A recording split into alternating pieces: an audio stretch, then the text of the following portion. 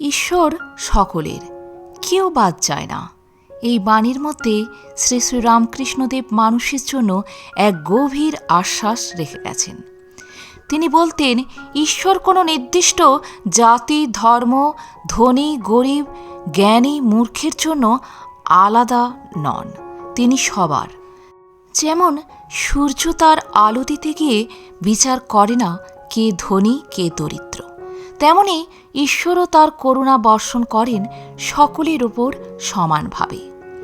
মানুষের ভুল, দুর্বলতা বা অজ্ঞতা তাকে দূরে সরিয়ে দেয় না, বরং মানুষ যত বেশি আন্তরিকভাবে তাকে ডাকে তত বেশি তিনি কাছে আসেন।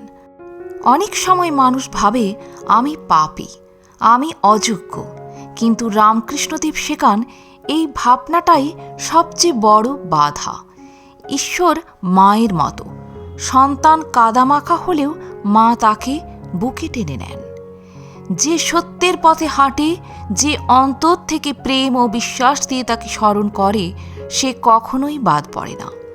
তাই এই বাণী মানুষকে সাহস দেয়, আশা জাগায় এবং শেখায় নিজেকে ছোট ভাববে না।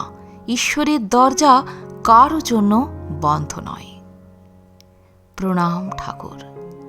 আজ এ পর্যন্তই। ভালো থাকবেন, সুস্থ থাকবেন। যদি ভিডিওটি ভালো লাগে একটা লাইক অবশ্যই করবেন। আর আপনি যদি নতুন এসে থাকেন আমার চ্যানেলটিকে সাবস্ক্রাইব করে বেল আইকনটি প্রেস করতে ভুলবেন না।